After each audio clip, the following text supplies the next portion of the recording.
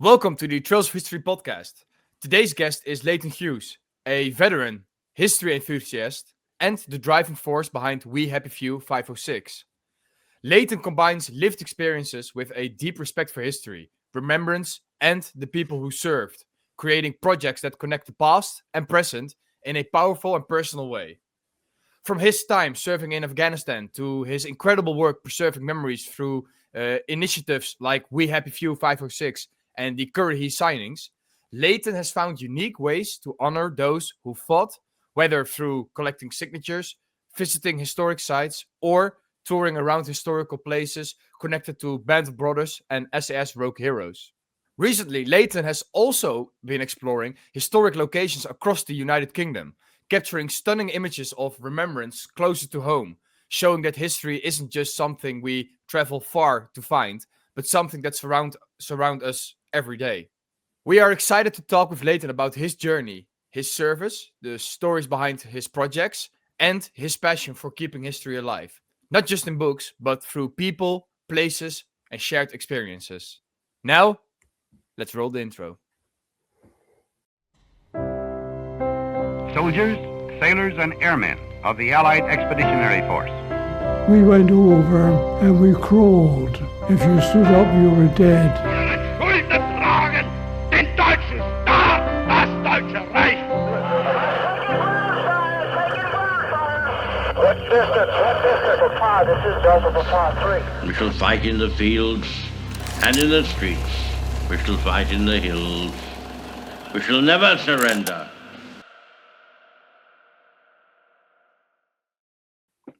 All right, let's just start the podcast then. Leighton, welcome to the Trails of History podcast. That was really excitable. Yeah, I'm very excited about this one, Leighton, to have you on. Because we've been talking wow. about this for a few months to get you on, I think. And your name has popped up in a few episodes up to this point. Oh, really? Wow, a few. Yeah. Yeah. Do I get... It's all royalties hate. on No one likes you, but there we are. Yeah. You want some royalty, like 5%, 10% per episode? We don't make any money on it, though, so there's no royalty to get. Okay. Well, how are you doing, man? Doing good? Yeah, good. Yeah, good. Finding my feet, you could say. Finding my feet, you could say. Yeah. With everything is Yeah. what I would say. Yeah. So I'm good though. I'm good. Excited. I was making that's some awesome. notes yesterday and can't wait to tell you all about it. Oh. How was your Christmas, New Year? Chilled with the family, or? I went on my parents. I even did a little bit of World War II stuff. Went down to went to a couple of World War II sites. Did a couple of then and now photos, which I don't think anyone's ever done, which I'm really happy with. I have to throw some hate at the World War II wayfinder John, because he did a then and now. He's done a couple of them that I had planned on doing last week, and he's already done them, and obviously getting 20 more time views than I would get, but still. Yeah. So I didn't throw him in the bin, but I'll keep him for a later date. Nah, keep but yeah, them. The more it's out there, the better, right? It doesn't matter if someone's done it before, in my opinion. It's all good. Yeah, I think it's but then these then and nows as well. I think I saw Sander. It was probably the first person I saw. So let me just get my book as well. I've been making open notes in, but I think it was Sander I first saw doing these on your YouTube channel. Over in Europe, and I thought they were pretty cool.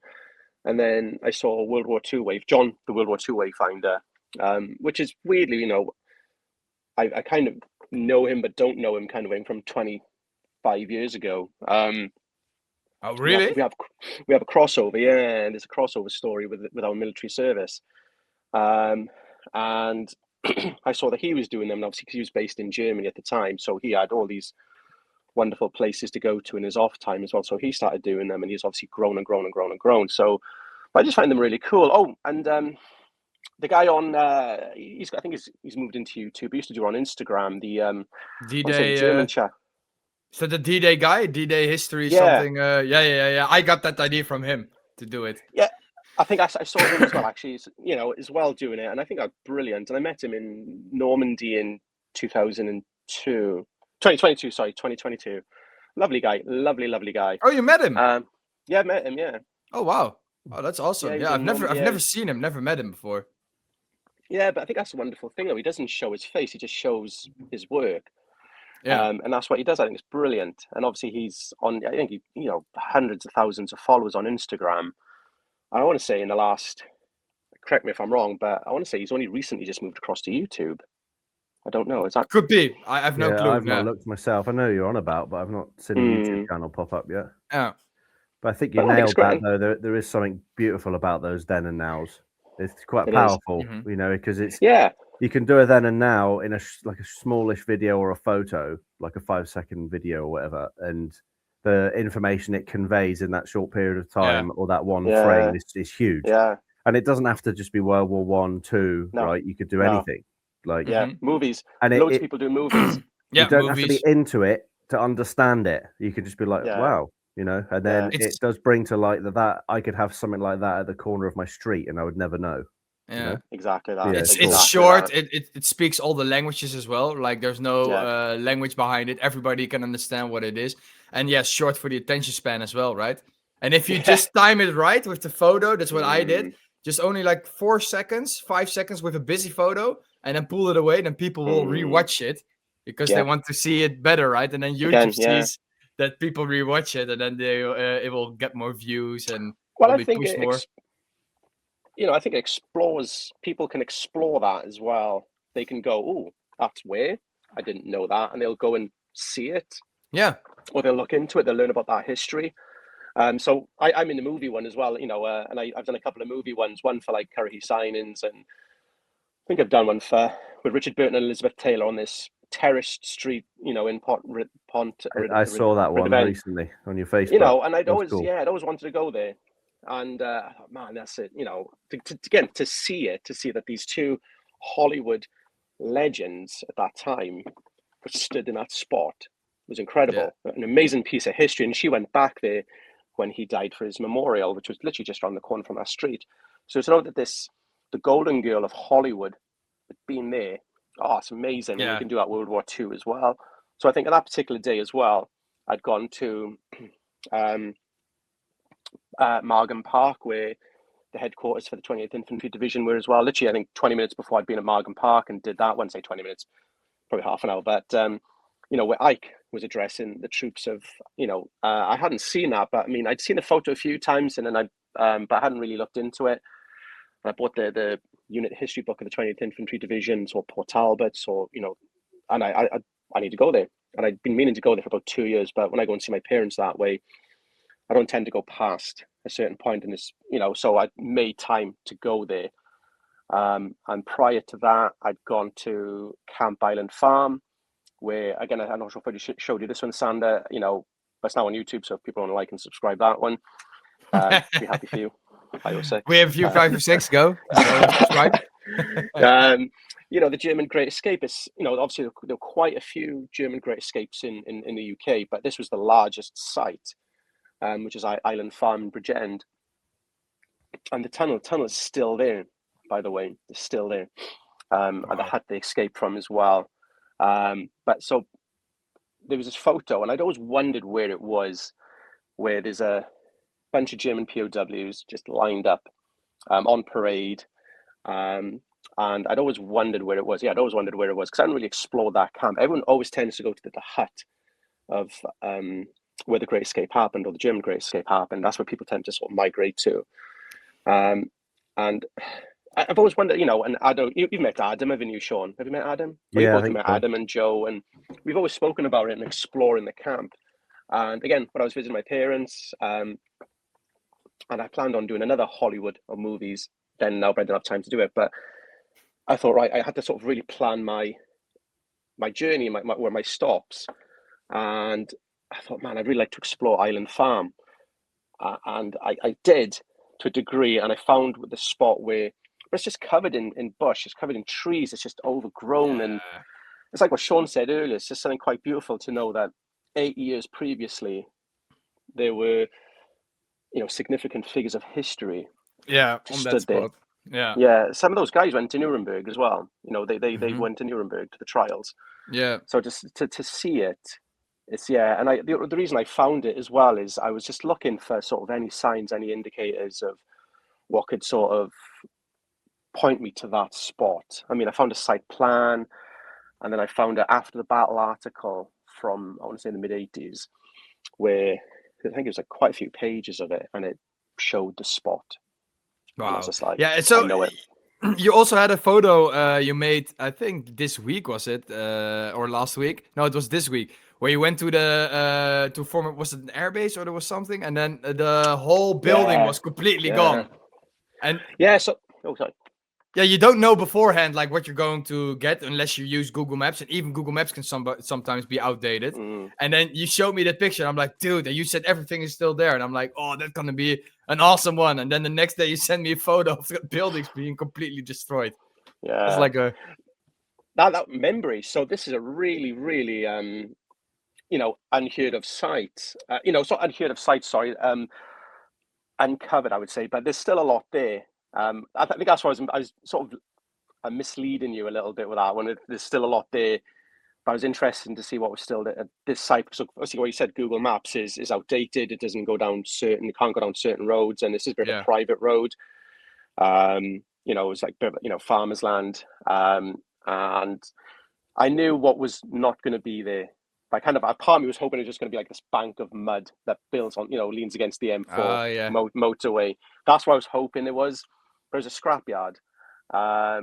And there's still rubble of the 436 Troop Carrier Group headquarters. It's on the right-hand side of that photo. It's in rubble. Yeah, and it's just even really rubble. hard. Even rubble tells the story, though, right? And it's like when it's like being on a treasure hunt when you actually find it, and you're like that. Yes, it's that sense of it's almost like a sense of achievement. Yeah, I think me and you, Leighton, we've spoke a lot about the UK and the hidden stuff around here, and I think going to Oldbourne with you really made me think a lot harder about my local area, especially my part of the southwest and its ties to the Royal Marines. There's a lot in this area, so yeah, I've got a little notebook just filled with plans to go and try and hunt some of this stuff down. So yeah, it'll be good. But you're spot on, Sean. I think you're really spot on there. I mean, are you near Slapton Sands at all? Are you? Not far. No, yeah, so Slapton's a bit further down the coast. So I'm saving that for that when this idiot decides to fly to the UK because he's not visited yet. But yeah, I might do a little round trip down to Slapton and I want to push further inland because during that exercise, we have spoke about Exercise Tiger, I believe, on the podcast before. Yeah. But as well as the beach, Easy Company were north doing their bit. So they were part of the exercise, but they were more inland. And the only reason I know that it was one of their books I read, and I can't from Don Malarkey. It might have been Don Malarkey's book. Yeah. He talks about hearing the commotion on the beach, but they were part of the exercise as if they'd parachuted in prior to the invasion, so they were further inland. But I would like to maybe track down further north of Slapton Sands to see where the airborne troops were. See where we're stand there and just imagine what it was like hearing the commotion on the beach and not having a clear idea of what the hell was going on.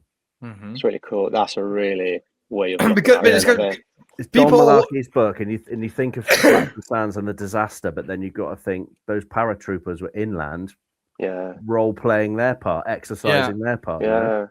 People usually forget that, right? The whole build-up stage in England, which was very, very big and a big part of the war. Like for how long? Maybe like a year and a half, 2 years. The whole build-up. I think middle of 43. I think they started bringing troops. Well, I say troops. Yeah. The Infanteers and all that. Or but then you think of the 8th Air Force. Yeah, exactly. Like the Air 42, Forces. Yeah, they were there already. So the build-up in England is also like a big part of the war. Like half of it was happening then in England with all the preparations, the bombing, the logistics. There's loads of stuff. Like just up in Exeter, you've got a swing bridge over a canal, and that's where they practice attacking the bridges and landing. So I used to drive past that. In fact, I think I was video calling you once, Sandra, and showed you the bridge. I drove over it. If you pull up on the side of the road, there's just a very small plaque, and I think that was like the Pegasus Bridge practice. Oh wow! Well, you got Merville Barracks, haven't you? The Merville Battery. Sorry. In Wiltshire, that's the thing I want to go to. Where that'd be cool. 9 para were sort of doing their practice as well. Also, their rehearsal. When you think of Slapton Sands and Exercise Tiger, there was Exercise Duck as well for the amphibious I hope I get this right. So apologies. I don't want to get slated on the internet for getting this wrong. I think it was exercise duck, which is I know. Yeah.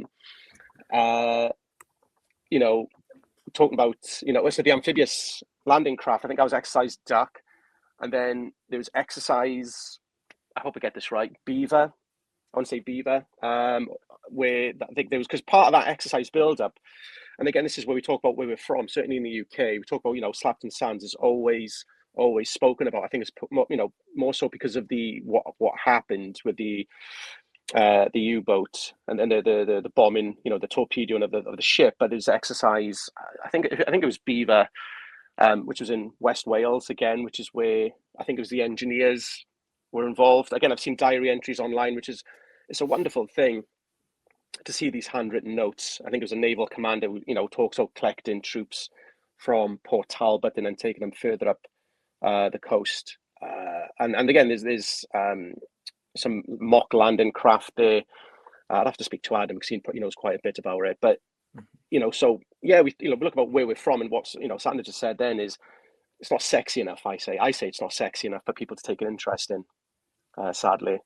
Unless something it's pretty good saying, by the way. It's not sexy enough for people to be interested in it, which makes sense, right? Most of the fighting, or nerd like one of us, right? Yeah, the actual fighting happened on this side of the channel, right? I think Rob did from History in Your Hand. He did like a family getaway, like mid last year in North Devon, and he sent some cool stuff where he found some concrete recreations of landing craft. And that's where they were practicing debarking. And that was in North Devon. And I never even knew that existed. But I think Rob did a thing on his channel about it. What was that? North, that would have been there then. Would have been. I'm sure it was North Devon he was in. Yeah, I'll have to look. Because I think what it can do as well is it can parachute you into that unit's history as well to find out what happened next or where they came from. Certainly from my side. I mean, I saw Jared Frederick online. Say something about his grandfather. I think he's in the 4th Infantry or the 28th Infantry Division. And part of me is interested to know now. First of all, I want to message him, but probably a little bit, sort of shy in this sense of who his grandfather is. Just clarifying what unit he's in, and then finding out where he was. If he was in the UK, if he joined that unit. And just saying, hey, Jared, this is where your grandfather might have been, or something like that. And I think something similar what I'm doing with Karsten is, he put a post out on Facebook that he was doing his research into this chap. And I want to say he referenced Wales briefly, as where he marshaled through. And I just said, where'd he go? And he went, oh, what? Sorry, so what unit is he with? And he went, oh, this one.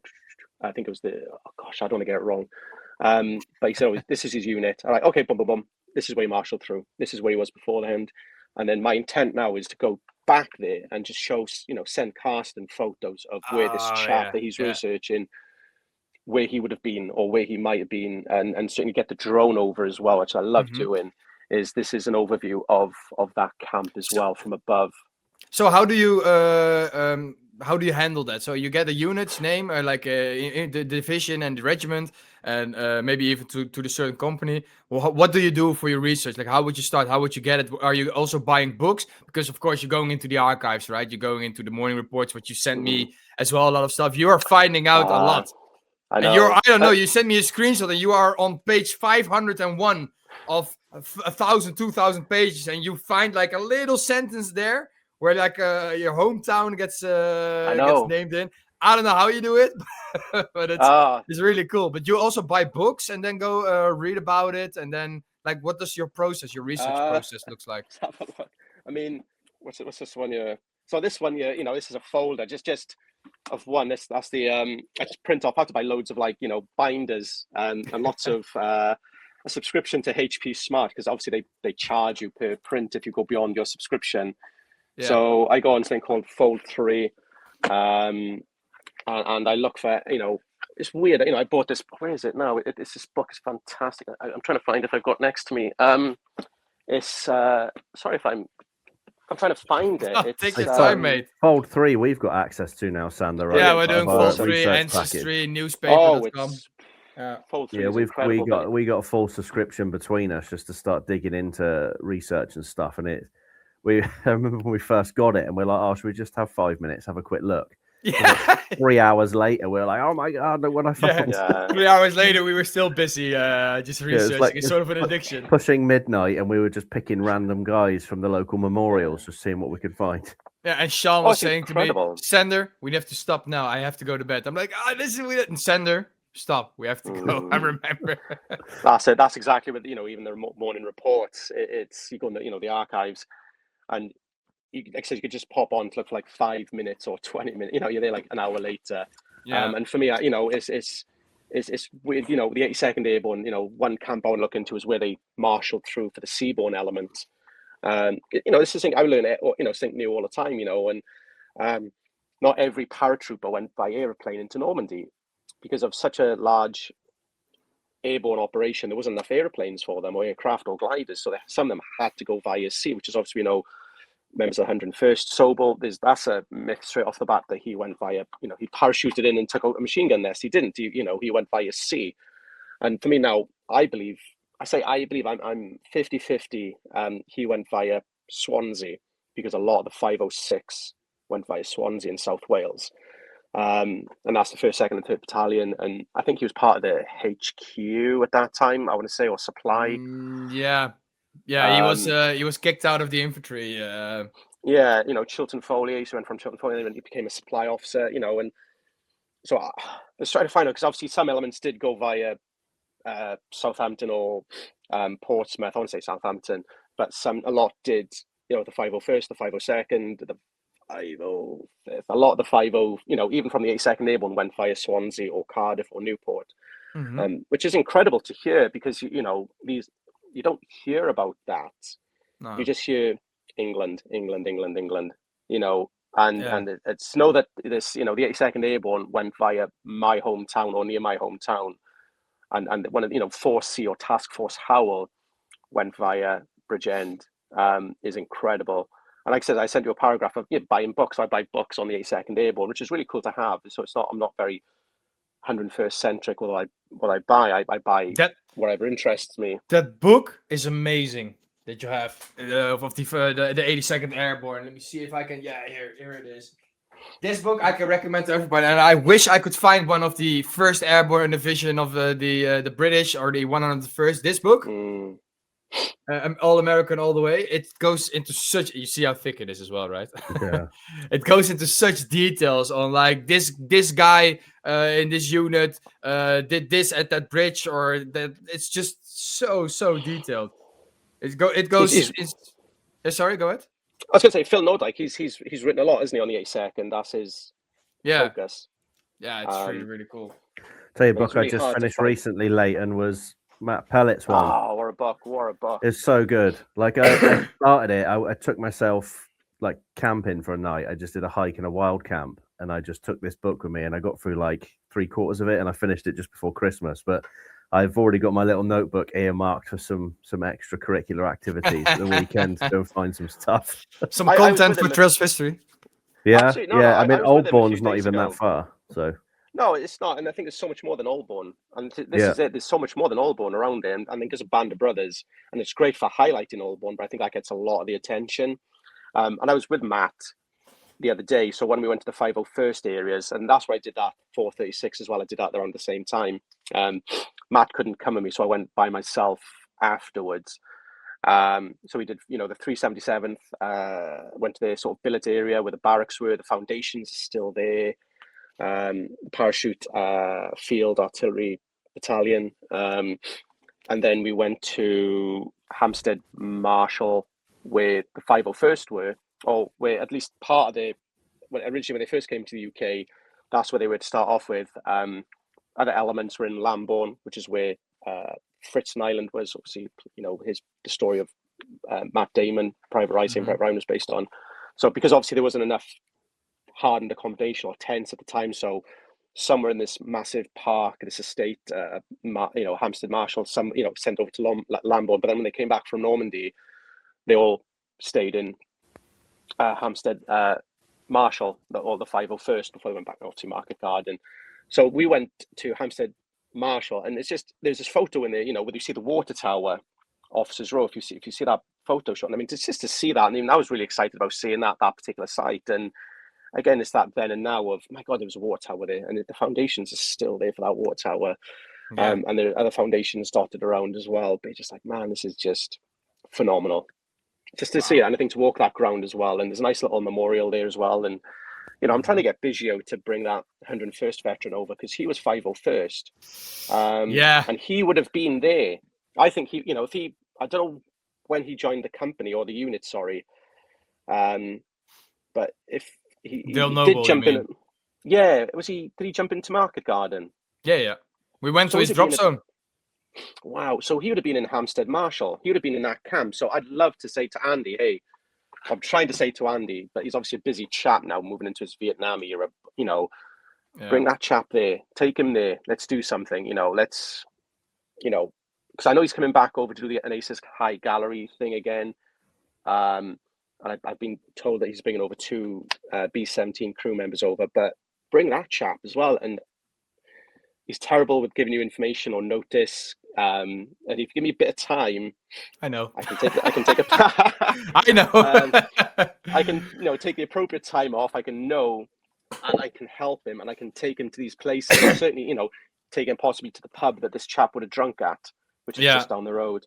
Campsite, awesome, you know, where, you know, so he's got, So one more, because I know he's gone back to Normandy. So I think when I spoke to him last time, he wants to come via the UK, then across to Normandy again. So if that happens, and he can bring that chap with him, and a bit of notice and a bit of time, take him there as well, just back to his camp, and obviously something, because there's a lot there. Because that would be something awesome. So I see you as well. Like I said it in the intro as well. Like, you're so passionate about history and stuff. And we're already almost half an hour in, and we haven't even started the questions yet. You know, that's how. And I love this. I love this type of podcast. Screw the questions. I couldn't care less. This is way better. But now I really want to go back to that first question though that we have on it. Like, because you're so passionate and you come here on the podcast. Like, how did you get into history? Like, what's your story on getting this interested in it? Memphis Belle, I would say. Really? I'd say Memphis Belle. Yeah. Oh? It's weird, because we were on the bus in Sicily, and Ben Main, you know, sat in front of us. Bobby Schofield was in, you know, Rogue Heroes, and he was asking, you know, he's talking to us, how do you guys get into World War II history? And me and Ben both said Memphis Belle.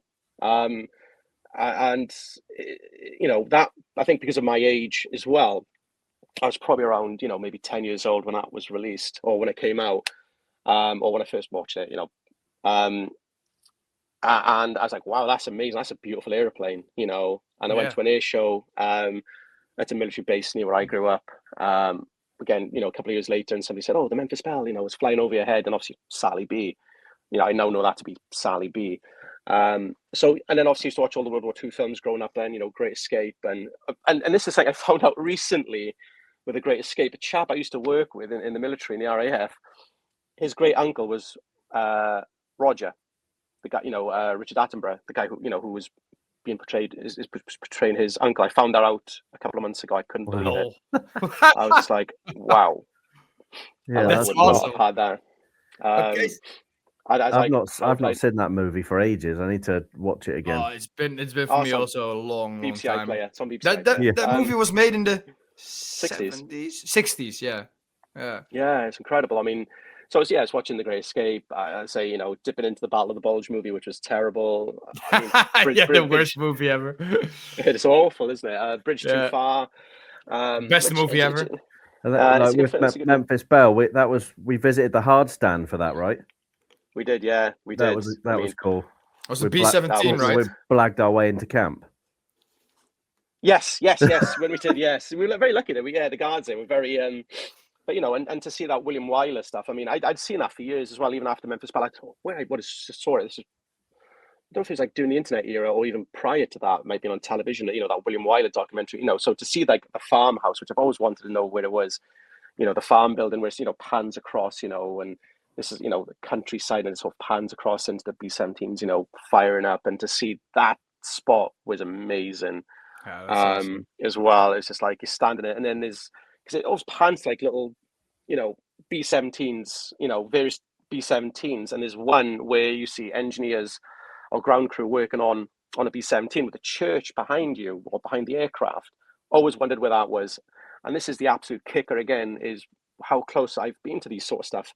So there's two places in that movie or documentary. So there's within the first 5 minutes, I didn't know that I was within like 10 minutes of, is when you see the church, and I think it pans up or pans down from the top of the church, people down, and you see like the farmer, on his with his horse and carriage going past, and then the B-17 with the engineers working on the hard stand. I always thought that was Bassingbourn, it's not.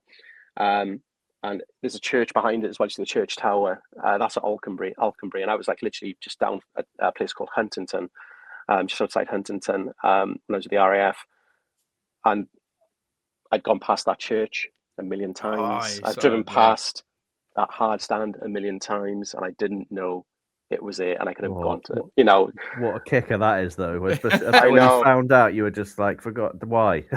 Yeah.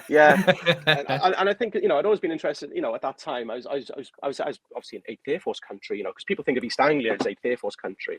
People forget about Northamptonshire, and I was just like, I was between like sort of East Anglia and the back end of Northamptonshire where I was, and all the air bases along this particular road that comes from the Midlands over to Kimbolton, Chelveston, Grafton, and all these bases. And I'm like, why did I not go there? I had so much time to myself. And I was reading about, at that time, modern conflicts. I was looking at Vietnam. I was reading up on, Afghanistan, Iraq, wherever, and if it was World War II, it was more infantier stuff, over in, it wasn't 8th Air Force stuff, even though I've always been interested in the 8th Air Force. And that's, but I didn't know, and I kicked myself. Have you ever met the veteran, Lester Strank? Yeah, I did. Yeah, I was Aces High Gallery. Met him in Bastogne as well. Oh, yeah. He's also a wonderful guy. He was a ball turret gunner on the B-17 with the 8th Air Force. Shot down after 10 missions over Denmark. Was captured POW. Did the death march and stuff. But he even has parts of his aircraft that they found in Denmark. I saw this. Yeah, he has it at his home. And he's just with it. He's also so good with his phone. He has pictures of the aircraft, like paintings of it, and then he shows it that he found it himself on the internet. I think he's the guy you video call. I was just finishing work one day, and Sandra WhatsApp video calls me. I answer the phone, and I'm just chatting to Lester. Yeah, it was like a 5-minute call with this veteran. And then I remember finished the call, and I was just at work. Like that was really weird. And my colleagues are like, "You all right?" And I'm like, I can't really explain what just happened, and then I clocked out and went home. You're researching those guys' stories all the time, right? And there's not a lot of them left. And then through the rifle, we have like access to. Excuse me. We have access to those veterans, right? And it's insane. The stories that you always read about and want to learn about. All of a sudden, you're talking to the guy, and he's just casually like standing there talking about his stuff. Or we're in the museum, and there was like a big B-17 bomb that they would throw on towns and factories and stuff, and it said like greetings to Adolf. And I said, Lester, stand there. I'm like 3, 2, 1, greetings to Adolf, Lester. And he's like, greetings to Adolf. It's insane. It's so funny. Bless that guy. I wish I'd gone to Poddington. I mean, I facilitate. It's not me blowing smoke up in us, but I facilitated that visit for him to go to Poddington, his old air base, and I couldn't go. I was gutted. I was devastated. But I was able to go the following day to Aces High Gallery, and I think part of me wish I could have swapped it around a little bit and gone to Poddington if I had to choose one, but I couldn't. I mean, because when Andy said he's coming over, what he can do, where to go, when he's thinking, London, I was like, don't go to London for this, because it's really hard for people to get to. In the sense of, it's expensive, it's time consuming. And I suggested Aces High Gallery, and I said, not only that, is if you can position yourself there, you're a lot closer to Poddington. And I reached out to the guys who do the Poddington Facebook page, 91st, I think it's 91st. God, I hope I got that right. His bomb group, and it's just like they were waiting for him to visit. Like they they'd seen, they'd followed the Rifles' journey and his journey, with Leicester, Andy's journey with Leicester, and they were just waiting for that time for him to come across. So I think me messaging them, not music to their ears, but it was just like something they've been waiting for such a long time. And I said, Andy is looking to bring this guy over. Can you help? And they were just, and apparently, they did a magnificent job. And Richard, who Andy was dealing with, was like, obviously typical Andy, lack of communication, not very communicative. So he was panicking about it all. And I said, let me just message him and I know what's going on. And he's like, are you coming up? I was like, I can't. I was just like, I wish I could. Wish I could. And obviously seeing the videos, it makes you, that FOMO, isn't it? It's yeah, definitely missed out there. And because I think it's hard because, you're not going to see that very often again. Yeah. Probably, might probably not see never. Again. I think never. I think Andy's bringing him back to the UK again, I believe, prior to Normandy. I say next year, this year, later this year. So if they go back to Poddington, and there's a chap, I think I read online somewhere that there's a chap from Ridgewell as well, so hopefully take them across there as well to Ridgewell. But if he brings the 101st chap, Noble, that would be incredible. I mean, I keep on texting Andy. I have to be completely honest. I am not sure if that's going to happen, because Dale is very, very old already, and when we were in the Netherlands, it was all good, right? Everything was fine, but you could see that he doesn't have a lot of those trips in him left, if you know what I mean. Yeah, of course. So and you have to always be careful, right? Yeah, not everybody is like energized as Lester, The guy walks alone to breakfast and the stairs up and down, 102 years old. You know what it's like even at our age, if you go and do like a weekend tour somewhere, by the time you get home, you're knackered. And these guys that have had the lives they've lived and still making those trips, it's going to take it out on you. Just absolutely. It's a shame. Yeah, it is. It's a shame. No, it's not a shame. We should have done this. We should have done this 30 years ago. Although I wasn't born yet. I've been born too late. Definitely. Yeah. But no, Memphis Belle. Yeah, going back to what you said, Memphis Belle. Memphis Belle. That's how you got it. Great Escape. All those movies. Bridge Too Far, and then you had, at the time you had Saving Private Ryan. So really take a massive loop there. Yeah. Saving Private Ryan and Thin Red Line came out at the same time as well, and I actually at the time, that's such an underrated movie. It is. I think it's such a wonderful film. I think it's looked at completely. I don't know. Yeah, it says it's underrated, and I think it's you can't look at it. It's Saving Private Ryan. It's the music of that movie. The music is amazing. Of Saving Private Ryan, you mean? No, the Thin Red Line. No. Oh, the Thin Red Line. Oh, yeah. I love the music. I love the music. I've got quite a few of them on my Spotify playlist. The music is I think some of the quieter parts of that movie, even just when they're in the kayak with the natives and stuff, really cool. And again, great cast as well. Kirk Acevedo from Band of Brothers is in it. John C. Reilly, Woody Harrelson. Nick. What's his name? I think it was his name. But such a great cast as well. Like all heavy hitters. Yeah. So is this also the reason that you got into history? Is this also the reason that you joined the army eventually because of the war movies and all that stuff? No. I suppose I wanted to travel the world. I'd always had an interest in it. RAF, by the way, not army. RAF, sorry. My apologies. I'm Dutch, so leave me. Don't worry. I served in the Army Air Corps, which is the army, but Sandra always tells people that I was in the RAF. So all the way around. So work with flying stuff. But it wasn't. It was. I'd always had an. I don't want to say yes. I think I just wanted to do something different. I wanted to travel. I did work experience at a place called St. Athan when I was about 15. It was a 2-week work experience as well, and they signed off on it probably because I was terrible at school.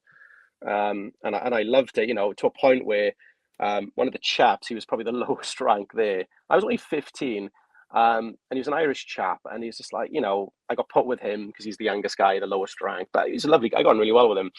And he's like, we've got we call it, like a beer call. You should come along. I was like, you can stay at my room. And obviously a beer call is basically when they have a beer after work, everyone on the squadron. And I was just like, 15. I'm in. Yeah. Beats drinking in a park.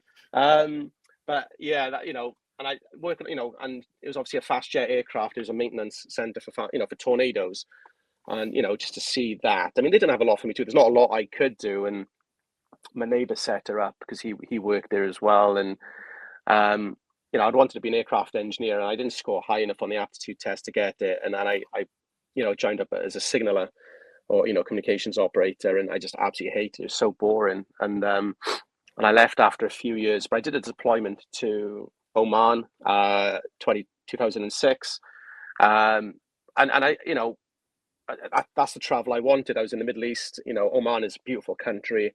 And it's sort of in support of Operation Helic, which is Afghanistan. They had the Nimrods there, and they'd fly over.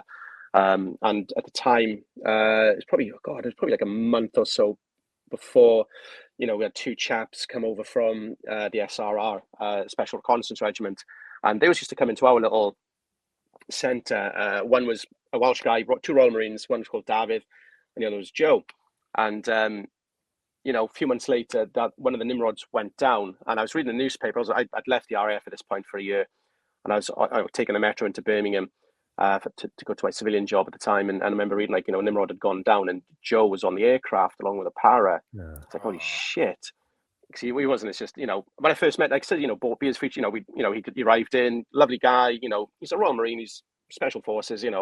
As well. You're just like, I'm in awe of this guy because he's a ninja to me, and we met him, lovely guy, and he'd come into our office and he'd eat my Pringles, and he's just a jovial, funny guy. And so you see, and like, oh my god, this is real. This is absolutely real. Yeah. And you think, even in the RAF, you can come across people who can get killed in conflict, and sort of hits home a little bit because you think you're a little bit safe in the RAF, or safer to a degree, unless you're in the regiment, who actually do that frontline stuff.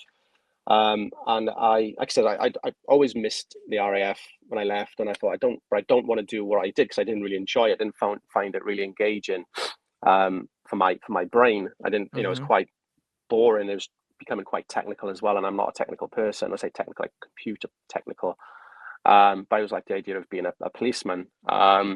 So I thought, well, why don't I build up some sort of experience and improve my writing and people skills and all this, and join the military police. And I knew that the military police, having spoken to two of them over in Oman, or a couple of them over in Oman, and they used to tell me about what they, what that part, the Air Force does, what they do, and the amount of travel they do. And I thought, man, that's exactly what I wanted, or what I wanted is even, so if an aircraft goes overseas, they follow it, the RAF military police, go with it. And I thought, man, I'd love that, and it could, all over the world. And so I thought, if I do rejoin the Air Force, I'll do that. And I did. And like I says, I put myself next to Huntington, and I went to, for the withdrawal from Iraq. I was out in Kuwait, so I'd have to go fly over into Basra and Baghdad on an empty Hercules. And sometimes it'd be really full.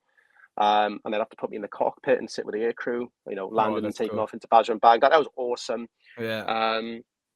They'd say, you can sit in the front, so we can make room for these guys. You're telling me as if I'm being told off. Yeah. Trust me, you're not telling me off. Yeah. Yeah, you're not like, having a stern word with me. You're actually making me really excited. Yeah. But because obviously there's an urgency around it as well. I was like, hey, you haven't got to tell me twice type thing. We haven't got to raise your voice at me on that one. So, to do that. But then I do it when the aircraft is empty as well at times. They say, oh, do you sit in front? Yeah, I'd love to. Yeah, and sometimes the aircraft would be empty. There'll be no one on it but me and what we call a mover, who would obviously load the equipment or offload the equipment, but because there's nothing from there, just, and I'd go across, and I remember when we went to Baghdad, I had to go and use the facilities, and right next to the facilities, it's like the most bizarre thing. I'd raid their USO thing, so maybe one, if whoever's in Baghdad, if they do listen to this around 2009, and one day in the middle of July, they came out to go to the USO and get some sweets or something, and there was nothing there, but there was stuff there like a half hour before. It's probably because I came along and took it all, and fill my pockets. And when I did use it, it's all about swapping patches and berries as well. And I remember, like, in the facilities, the American guy, and he's like 82nd Airborne patch on. I was like, fancy swapping, like literally, in the using the facilities. And he's probably looking at what the hell are you doing talking to me while I'm got my thing in my hand, and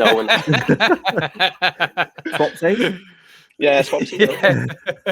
Nope. Is that a yes? So, there's that. And obviously at the time, you had, Afghan was like ramping up, and, and again, there was like 6 guys from the Welsh Guards, came home at the same time, killed. And obviously it's taken a drastic turn here, and they were from 2 of them were from my hometown. That was, again, it's that sort of hitting home. And I've seen people post on social media about it. It's weird. Like, I'm living the high life in Kuwait, where, I'm living in a villa and only, flying in and out of Basra and Baghdad every other day. And then in Afghanistan, there's stuff going on. There's people from your hometown, getting killed.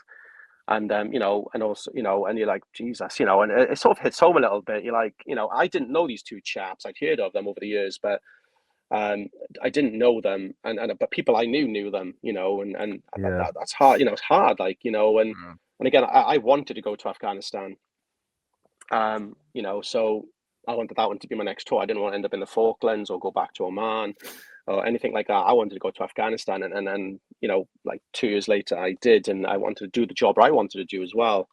And I didn't want to do any frontline stuff, because there was options for that. We support the infantry, or you do weapon, you do we call it weapons intelligence specialists, where they recover, they help recover, IEDs and all that, for evidential value. So it feeds into the biometrical stuff as well, or so they can try and identify who put them there. And, that's where I sort of came in doing biometrics. So I'd update the equipment of the biometrical hide cameras. Again, speaking to Andy Biggio about this, and he used these cameras, he was speaking about us. Yeah, he used those cameras as well, because it was an American kit. It was an American kit. And so, yeah, Andy used, and this covered on Ross Kemp in Afghanistan as well. I don't know if you've seen that, Sean. Do you remember watching those? You see them using that. Yeah. Oh, you've seen that as well, have you? So I think it's like the latest. I think it's the 3rd season or 3rd series he did.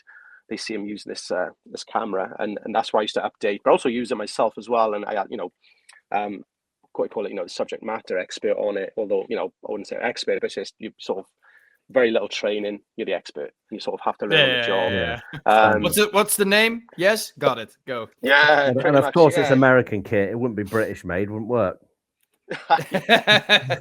Well, funny that this is it. I've left the RAF, and I went. Part of my job, do a lot of auditing, and I went to a place that does biometrical stuff, and I said, I've used biometric stuff in Afghanistan. I was in Afghanistan, yada yada. Oh, we make that here. We've got one of those here.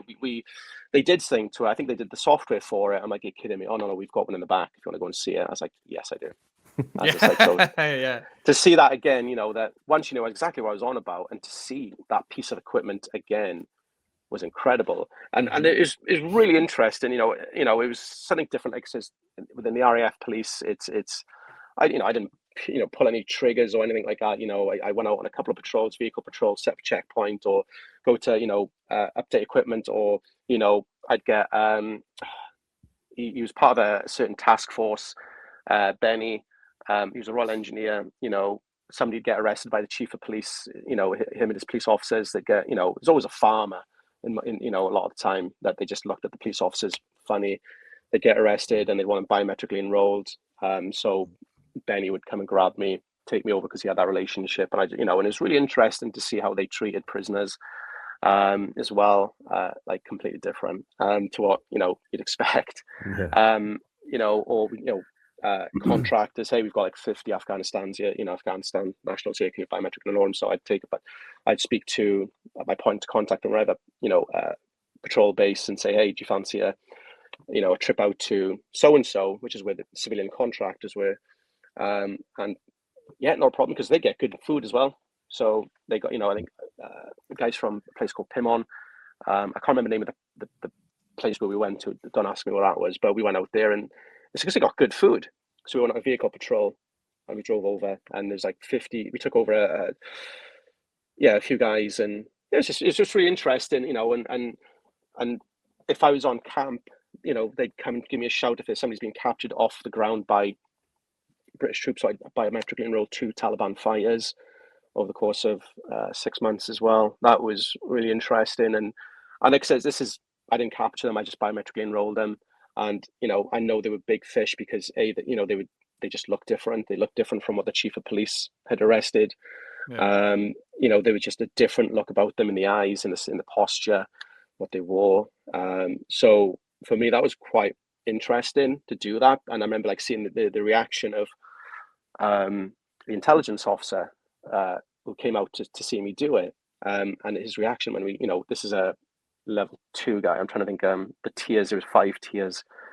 And he was a level 2 guy, and the reaction of the intelligence officer, when he was literally jumped for joy. And it's different. He was doing something different. Again, if I did what I did with the RAF, it just wouldn't have been that. I wouldn't have had that experience. And I think that's what it was different, and I got to know quite, wonderful people. One guy I still keep in touch with, he was the whiz operator, Luke, and again, he used to go out a lot. He did a lot more tasty stuff. He's now EOD. He's he's still in the army, and he's now EOD, and he's been EOD for a while. And he got blown up over there.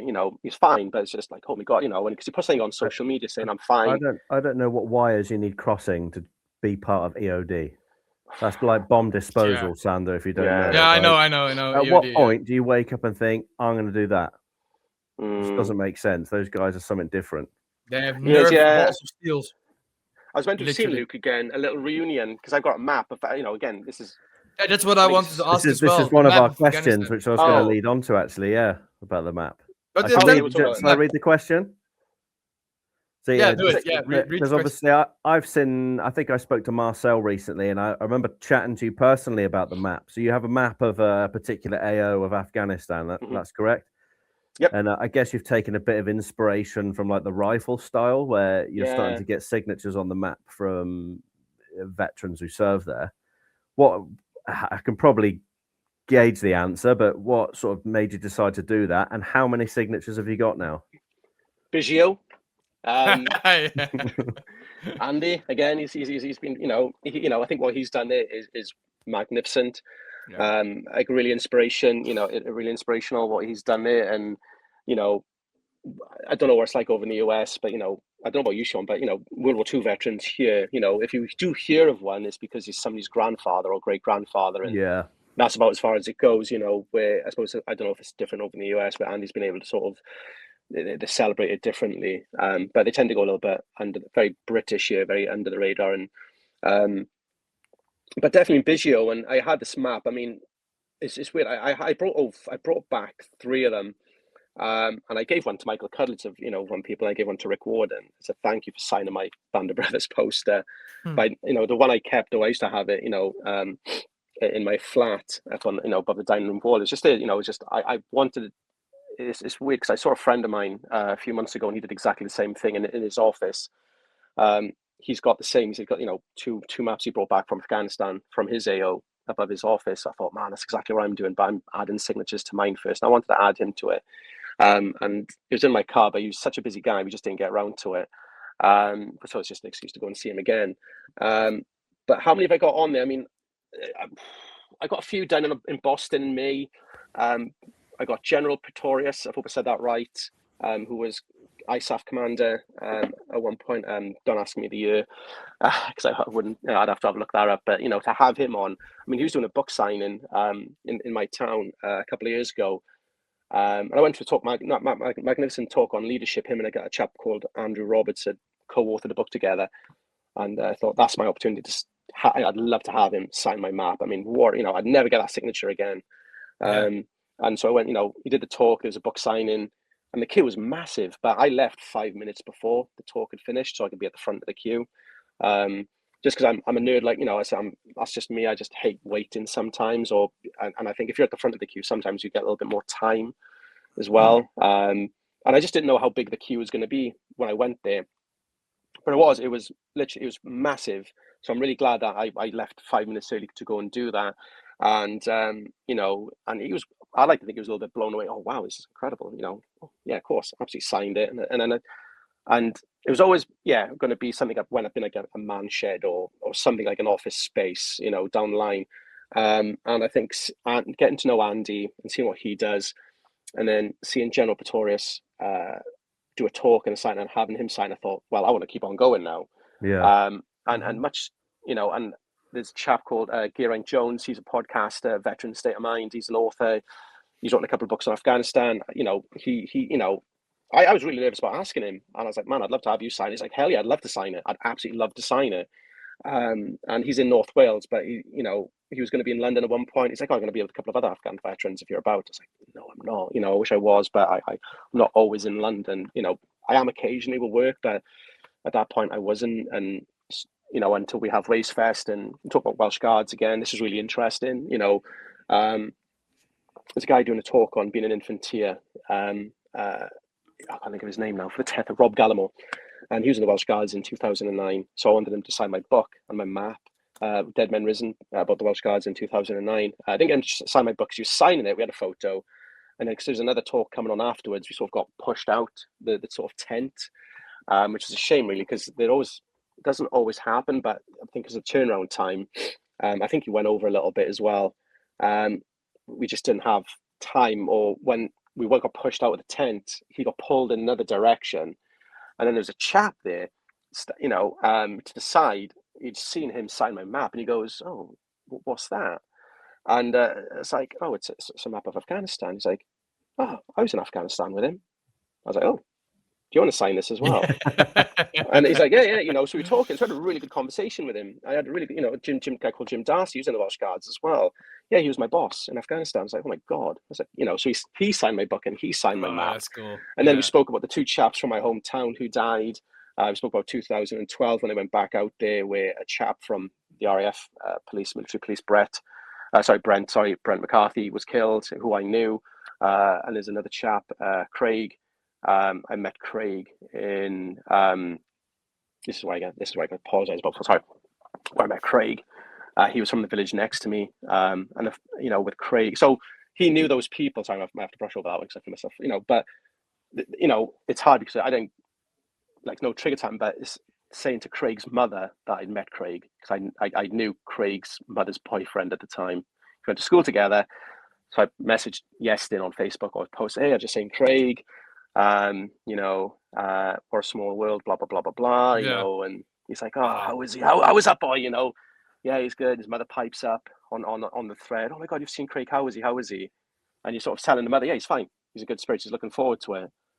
And then 2 months later, he's dead. And it's just like, it's just like, so that's it's like telling a mother that the child is fine, and then and 2 months later, it's like, and it's just like, I feel like it says, it's bizarre, still weird to say, think about that really, but it's so we spoke over that, when the Welsh Guards came up to the Falklands like a year later, and I didn't know this at the time, but I think I met that officer Rob Gallimore there as well, because we dealt with Welsh Guards out there at the time, and they were and because you're saying he wasn't there, Jim wasn't, he was somewhere else, he was on another posting, but we spoke about that. So it's just a small world in a way. Literally. It's incredible, but the thing is, all these stories and bits and pieces stem from the map, I guess, now.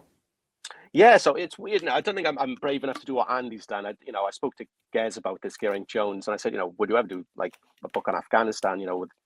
And he said at the time, I don't think it's so much. I don't think people will buy it. I don't think there'll be much interest for it. Because he's written a couple, and obviously I think he's probably a really good person to sort of, give that sort of indication of how well it will do. And I think maybe 20 years down the line people will, but I don't think I've got the gumption to to do what Andy does at the moment, and documenting his stories. Because I'm not a combat experienced guy. I'm not experienced combat, but Andy has, and I feel like he's got a really good sort of CV to put behind himself to sort of really do that, and really be on the level of these guys who have experienced that, where I haven't. And I feel like I'd be sort of doing a disservice where you probably need somebody like Gez who has got that experience to sort of lead the charge on something like that in the future, or people like that who've got that sort of, I think, to have that experience behind them. I would always say never, even if you co-authored something with someone, There's loads of stories. I think there's so many, and I think it's such a diverse conflict in the sense of modernizing. How do you say it? A collaboration of countries. It wasn't just Britain, America. You think all of ISAF.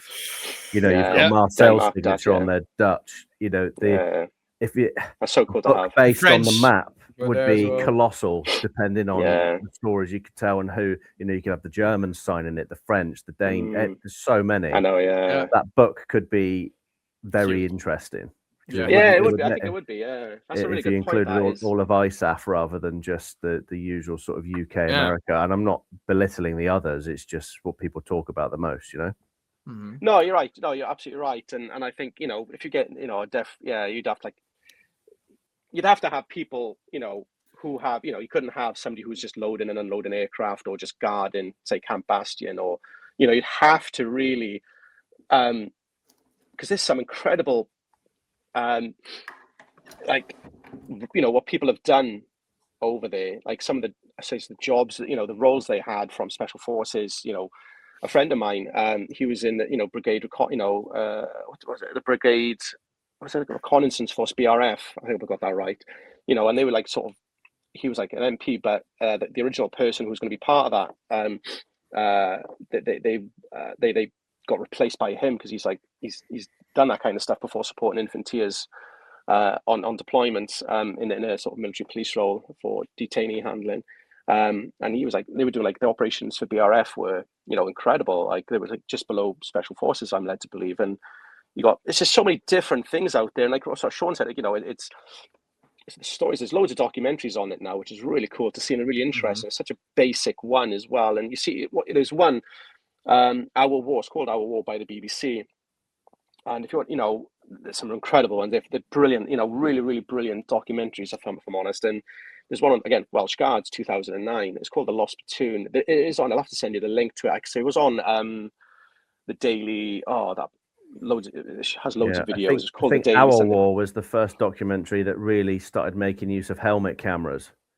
It's phenomenal. They'd been around helmet cams, but squaddies had only just started recording, and I think that was one of the first mainstream documentaries to really use actual footage from the helmet cams. Oh, it's phenomenal. Yeah, and I think for The Lost Platoon, when you are on the ground with it, and it's just, you hear the emotion, you hear the sounds, and Benedict Cumberbatch narrates that one as well. So it's not just a film crew filming from their perspective. You're getting a perspective of a guy, and even when it was quite harrowing in one of the episodes of that where they're treating a wounded guy. Obviously, he's blurred out, but you're seeing the helmet camera footage of. I think that's the Welsh Guards one, isn't it? Lifted, possibly. I think it's where the round goes in and misses the plates and the body armor, right? I think that's Welsh Guards one, yeah. The lieutenant, I says I don't want to get his. He was the platoon commander, and it was such a how they lived as well. So if you watch the start of that documentary and how they lived. And that's very true of how they lived as well. Having gone to some of these places, not probably quite as basic as that one, but it's a very basic life, and they just make their own entertainment as well. And as you see, like it's extreme, but it's normal in a weird way. And it'd be shocking. It's shocking to watch it, to see it. But that's how they lived. It was very basic living, and it's interesting. I think there should be I believe there should be a book very similar to what Andy's done with the rifle. And now Vietnam. I think they should. Why not? Do it. I think being people interested. Don't do it because hoping that people will like it. Do it because you like to do and love to do it, right? And then talking to those veterans, and then if people join along the way on social media, then that's always a plus, right? I think there's still a lot. I think for a lot of people, it's still fresh in their memories as well. Definitely, yeah. So I think it'd be really interesting. I think it'd be really interesting. And the photos, because again, it's what Sean said then. Video cams, body cams. There's cameras back then in World War II, Vietnam, as we see. But now everyone's got a camera. Everyone's taking a camera with them. I mean, I've got loads. I mean, it's nothing exciting. It's just from a lot of vehicle. When you start putting cameras on your private soldier, it's not film crew. Like every person and his dog's got a GoPro on or something, Yeah. And it's even relevant. Look at Ukraine now. The footage that's coming out of Ukraine is harrowing and incredible at the same time, and the drone footage, the way things have evolved. And I think Ukraine's got to be the most videoed conflict to date. You're seeing guys clearing trenches. It's crazy. The documentary. Every soldier has a phone on them. So I think it was around Afghanistan was the first time. Don't quote me, when these helmet cams, GoPros are actually being worn, and we're starting to see first-hand accounts from individual soldiers, right down from the lowest level up. Yeah. I think that's it as well. It's that lowest level. I think that's where the interesting stuff is. And I think exactly. Go back to with the old breed, Eugene Sledge in his book with the book he wrote. That's a private, it's a private soldier, or Lance Corporal. I think it went up to Lance Corporal, or hope we get this right, Corporal. Sorry, but he's writing it from a grunt's view, and that's what makes it so interesting. We obviously maybe around that time, the grunt, and writing a book that eloquently, that well done was just probably unheard of, and he was a trailblazer, you could say, what Eugene Sledge did as well. But that book, it was so beautifully written as well. Webster with Easy Company as well. I think they were released around the same. No, Webster was first, wasn't it? And then Eugene was in the 80s, but he started writing in the 60s, I believe. But it's a different view. It's not this over complex view of a conflict or a battle. And James Holland said it a while ago. And James Holland, I remember speaking to him. He was talking about his writing style, and he writes in such a way that he wants people to be interested. It's very user friendly, and he said when he reads a book that's overly complicated, he closes it because he's bored. And I think that's, a lot of these are, and then they get used in as reference books. You could say those sort of more complicated ones, but people will devour that grunt's eye view. I think, it's like I said, Bijou's book is a very popular book. I mean, I've been to fast. Yeah, that was really good. Like smaller sections, personal, and all that stuff. That's he did it phenomenal. It's something you could do as well, like in a sort of same style, right? Easily. I think you could. Yeah, I think it's definitely achievable for someone. Yeah, I'm not saying.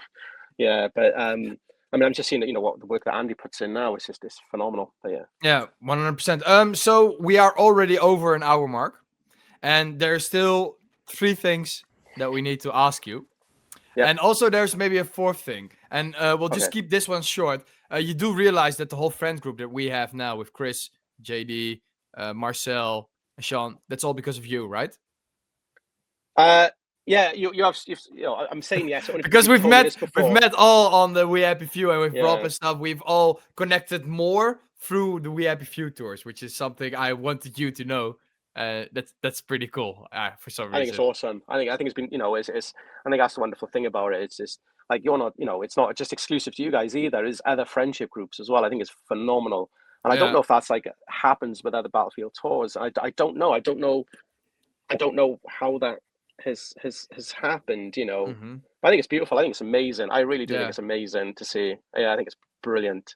We always that's why we all sometimes mentioned you in the podcast with Chris, with Marcel. We've mentioned you in the podcast, like you with the We Happy Few, bringing us. I appreciate that. Right? Yeah, no, it's amazing. I think it's from like all over the world as well, which makes it even brilliant. I think it's brilliant. Crazy, right? Yeah, I think with everyone that's been on a We Happy Few tour now has just connections all over the place. Some of the guys who I would say I'm not really close with, but I know them. If I was in their town, I could easily send them a message and go for a drink or something. It's incredible. It's really cool. Yeah, 100%. Yeah, I agree. Yeah, I think it's brilliant. Sean, so we have at every episode, we started with 1 question, sort of in the middle of the episode. How did you get into history? And we always end the episode with 2 questions. Sean, you want to do the first one? I'll start with the first one. So yes, I would like to hear Leighton's answers on these actually. But so Leighton, if you could sit down with one person from history, who would it be and why, and what would you say to them? So that can be anyone. Doesn't have to be war orientated. Anyone from history. Anyone from history. Yeah, can be ancient, can be family, can be. Yeah. So put it this way, if I could say, Leighton, you've got 15 minutes to chat to whoever you want from history, who would it be, and what do you think you'd say? Oh, okay. Do you know what? I'm going to go way off here. So, I suppose local history again. This is Griffith, Griffith J. Griffiths. Just call it Griffith. I think it's Jenkins is his middle name. Could be John.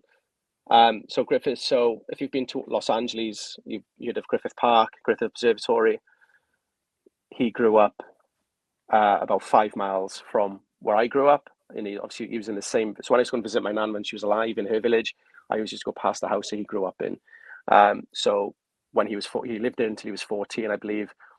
Moved across, emigrated to the US, went to San Francisco, and obviously got into the mining business. created a fortune, moved down to Los Angeles, owned half of Los Angeles. Quite a controversial figure as well, because he tried executing his wife because he was an alcoholic. Yeah, he shot her in the head, but he blinded her. He didn't kill her. And obviously he went to prison. He sobered up. But it's quite a controversial figure. But I say more so because I suppose what question I'd ask is, I suppose it's not around that, it's more of, I suppose, understanding his childhood and why the need to go to the US and do so. More so about his later life of what that controversial not the side. beginning, it's more of the later ones. More the beginning, the early, the formative years of the why. What made you make that decision? I suppose it's quite easy because it's quite a low economical side, but understand the why to make that decision. Well, it's quite a big decision. To go from a small village or wherever he was from to then be the, I guess, millionaire he was, and the influence he had in the States is pretty interesting. I've never heard of him, if I'm completely honest, but I've just typed on my notes here his name, so I'll do the old Griffith Park, Griffith Observatory in the US. Yeah, it's pretty cool. Every guest has like something completely different than the other, and then you hear stories like this. It's absolutely, I love these end questions always. So he tried donating that land. He'd always wanted an observatory built, I read, and he tried donating that land. There's a TV show about him. There should be a TV show about him, if I'm honest. But the city of Los Angeles wouldn't take it because of his history, because of his previous history of what he tried doing and being in prison. But when he died, he inherited the land to the city of Los Angeles and the money on the condition that they name it after him. Wow. Yeah. That's cool. Okay. Yeah. That's a cool story that I've never even heard of. So well do a bit of digging. So now we have a sort of follow-up question on that one, but it can have to do with that one, but it can also be completely different.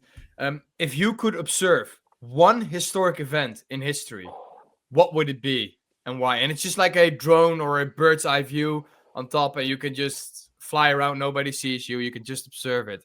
It can be a battle, it can be a certain event, it can be anything. To help you along, I picked the Battle of Isandlwana to observe that from the sky. Yeah. Oh, you know what I got for you, mate? This is a great book, by the way. It's good. Yeah, I've got the same book in my collection. No way. Yeah, I've got that book, and I've just listened. Well, I say just listened. Around the summertime, I listened to a whole chain of books on Audible from start to finish throughout the whole conflict. Each book was based on a different main battle, so Isandlwana onto Rorke's Drift, right through to the end. Hook is buried about 20 minutes from me.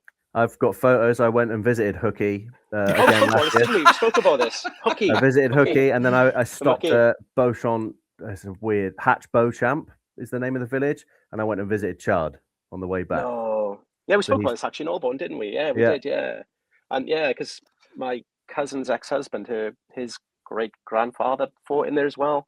And my nan told me about his grave. Oh, yeah, it's written on his grave. And I went down there, they'd modernized it because I think the son had been buried in the same grave plot. So my friend of mine, one of my best mates, you know him, Sander Tom, he lives in Chepstow. So I went to visit him in Chepstow. We stayed there a weekend, went and visited a bunch of castles, and then we drove up to visit Hookie.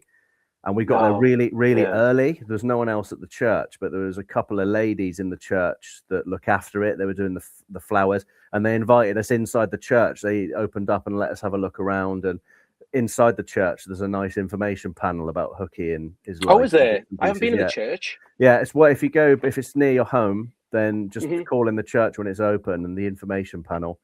And I think since I visited, I think his grave's had a bit of a touch up. All the paintwork's been redone. It was a little bit faded when I went there, some of the writing, but I did see a photo online that had been touched up slightly. But that's on my list now. I think I visited 8 graves of Zulu war people. So if you go to Bertus, there's one pitman. I believe even my nan said this. He fought at Rorke's Drift, so that's literally across the road from where Griffith Jenkins, and there's a couple houses as well in that graveyard. On the outskirts of Hereford as well. There's a couple in a church in a village up round there I need to get to. So I have family in Hereford, so I think I'll make that trip at some point.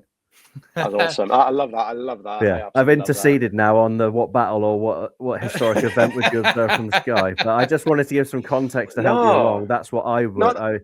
Not that I wanted to see the gore of Isandlwana. I would just love to see the decisions made and the disaster that unfolded. Yeah, and a bit of the gore, probably. Yeah, well, it's pretty savage. Hooky is the original Blythe, you could say. And even more so, his family walked out of the premiere as well because they were so disgusted by the portrayal. Really? So in the movie, he's portrayed as like a drunk vagrant when actually he was like a teetotal. I think he was model a preacher. Soldier.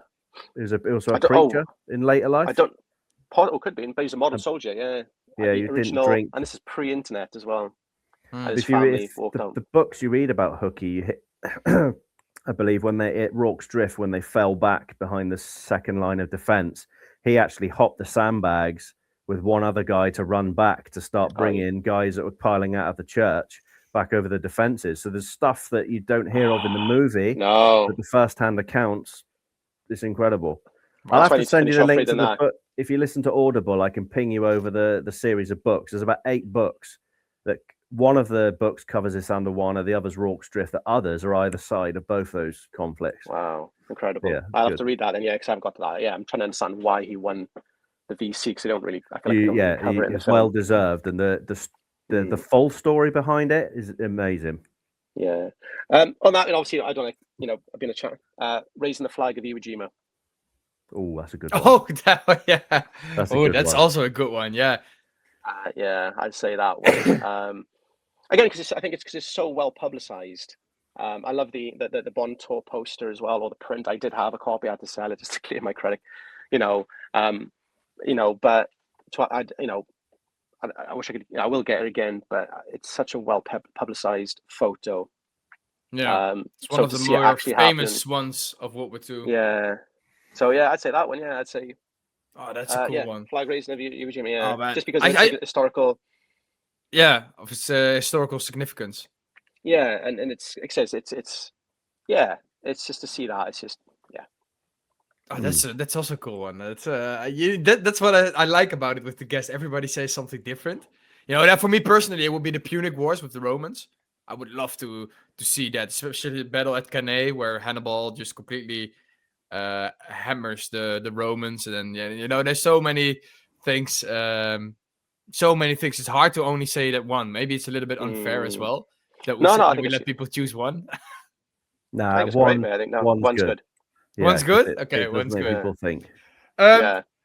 Leighton, so what's coming up next for you on projects on your Instagram with WeHappyFew, Currahee Signings? Just spill everything out. Yeah, what's coming up next for you? So Currahee Signings, Frank John Hughes, like I said, it's and Rick Gomez, getting back into doing that. It was just a passion project, and I think just things got too much. We're trying to do WeHappyFew at the same time, and I think there's a little bit more freedom there now, and I think a little bit more being able to sort of manage my own time, you could say, or I could push the focus where I want to. I don't know. It's just a little bit more flexibility, I would say, and so looking to start that back up a little bit, and do some others I haven't done before, and it's just a passion project for people. It's something I do. It's weird. I want the ultimate cast signed the Band of Brothers poster, and I want other people to have the ultimate cast signed the Band of Brothers poster as well, and it's just sort of a way of doing that. So yeah, Rick Gomez and Frank John Hughes, so that's Luz and Wild Bill Garnier, and it's just it was always meant to be British actors in a weird way, and when I started that, the hard to get ones, the ones, and I suppose through people, it's been able to it just gets passed on, and can we do that's going to be for you? We haven't done yet, and things like that, and it just sort of. Yeah, that's been really cool. So when I did Jimmy Maggio, he was just like, "Do you want to do Frank John Hughes?" I was like, "Yeah." I was like, "Yeah." He's in the UK in a couple of months, and and so that was pretty cool. And obviously, Matthew Leach got me Jimmy, and he got me Ross McCall as well, which is pretty cool. And Jimmy got me Frank John Hughes, and then Frank John Hughes got me Rick Gomez. Oh, that's cool. So cool. Snowball it's just like there. Yeah, it's amazing, so, and just, it's weird, like, it could literally be a podcast where you're sitting with them sometimes because the stuff they tell you is amazing. And I don't chat a little bit of Band of Brothers, but we also chat about their other jobs as well, because like no one I want to know what they're doing, what they've been up to, or when I saw Frank John Hughes a couple of years ago, and I said, "Oh, I saw that movie Leave with you and Rick Gomez." He's like, "You've watched that?" I was like, "Yeah, it's brilliant." It's like, didn't think anybody watched it. I was like, "Yes, class, I loved it." And so that, yeah, and then I suppose with the YouTube channel, it's just, so yeah, it's trying to do like I did like a bit of an intro video. Yes, say again. Just do it. The YouTube. Yeah, oh yeah. Just start. I did a little video yesterday, and it was a little bit unrehearsed. And I thought I should have gone a little bit more prepared. And I think I was just trying. It was freezing as well, so my hands were cold. Trying to, but just like I went to Harrison Camp with the 82nd Airborne, or elements of the 82nd Airborne marshaled through Task Force Howell, or parts of Task Force Howell, including General Howell, and just a sort of bit of an intro, you could say, of what I want to do, and the idea then to go back there and do a little bit more. And walk the ground a little bit more when the weather improves, and go to the marshalling camps in South Wales, or some of the less, or the more unknown camps in the UK. And sort of, I suppose the idea is, I don't want to say out loud, well, because people steal my idea. Hell, I don't care actually.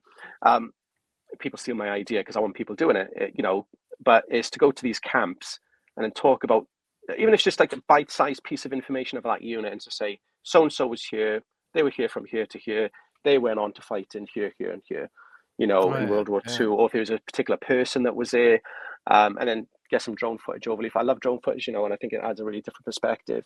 So that's something I'm trying to do as well. So then and now with drones, so getting a photo and then putting as a drone, using a drone image as well to sort of, this is what it looks like from above, as well. I've got a couple of those to sort of upload. So it's just, sort of the marshalling camps of the UK, or site, camps of the UK. So, Sean knows this. We get all born, not rammed down our throats, but it's probably spoken about more than others, as well as East Anglia, but there's so many more other places in East Anglia. It's not just Thorpe Abbots. And it's not against Thorpe Abbots at all, nothing at all. It's just there are some incredible places around, with the 8th Air Force. You got Chelveston, that was going to be in the 8th Air Force tour, the first one we did, but it was just the timing just didn't line up. It's just too much time. That's where Curtis LeMay, that's the bomb group that he was commanding when he, initially before he moved up the chain. But it's just, Chelveston is still, I say still a lot. There's you can walk around and you can still see stuff. You can still identify stuff, and I, it's a shame it hasn't got a museum like Thorpe Abbots, but but there's just so many places that just don't get that exposure. I think start a WeHappyFew506 museum there. Yeah. I'd love to, yeah. But and I want to go to Patton as well. There's a site where Patton did a blood and gut speech as well. I want to go there as well. So apparently he did quite a few of those. Yeah, he did a few of those. I've read that he did a few of those as well. So part of me wants to go into every one, but it's trying to find out where these are, or how many, what they are and where they are. But I mean, I know where two are straight off the bat.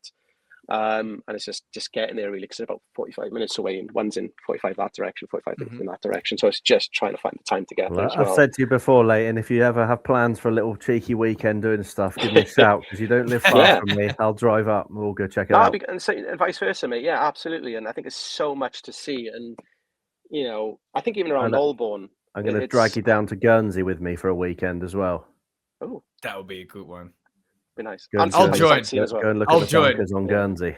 I'll join. So where can people find you? I'll put everything in the description, by the way, but just for your listeners. I'd say it's just WeHappyFew506, and us across. I'd say it's Instagram, Facebook.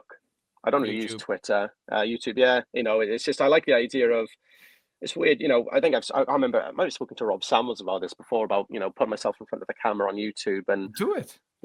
I did it briefly, did a couple of videos, and it's a little bit, it's going to be really spliced. You need to get used to it, right?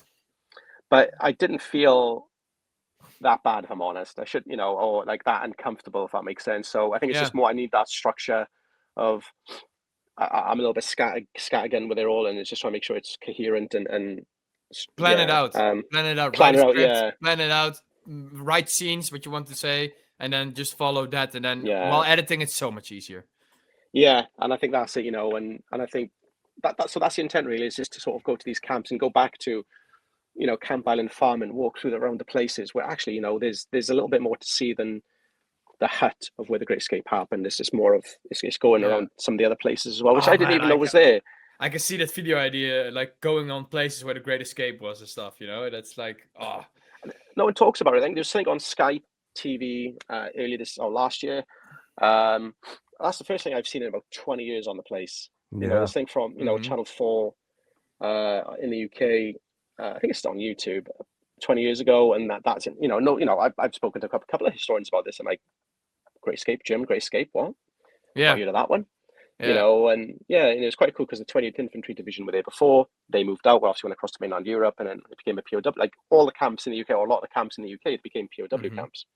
Yeah. Dude, I said in the beginning of the intro as well. I said exploring historic locations across the UK, and then of remembrance closer at home, showing that history isn't just something we travel far to find, but something that surrounds us every day. And I think that's something beautiful that you put out there, and for people to enjoy, and then also like with Sean, realize that hey, even in my own hometown, there's stuff. Even in if I drive 20 minutes or if I drive half an hour, there's stuff over there, and that's something really cool. That's it, and there's going back to Griffith J. Griffiths, where he's from. Like says, literally across the street, because his farmhouse where he grew up, there's a pub literally right next to it, which is probably why he became alcoholic later in life. But across the road from that, there's a graveyard where there's somebody from Rorke's Drift who fought in Rorke's Drift buried there. And then 5 miles, I think it's probably less than 5 miles, as you go, there's another little village where there's a chap called Dr. Lewis Price was born. And he had a massive friendship, a huge friendship with John Adams and Thomas Jefferson. And some people say that, he had quite an influence on the Declaration of Independence as well. Yeah. And that's from like two really small, low economical, such a small not even, area. Small place. So he used to, correspond quite a lot with Thomas Jefferson.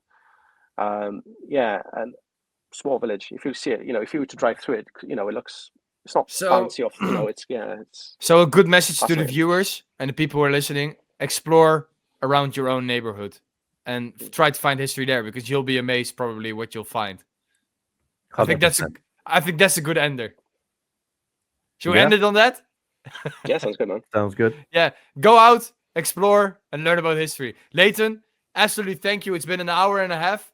Absolutely loved every minute of it.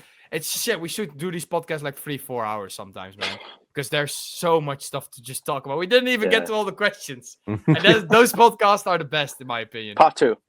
Yeah, part 2, definitely. We're definitely going to do that.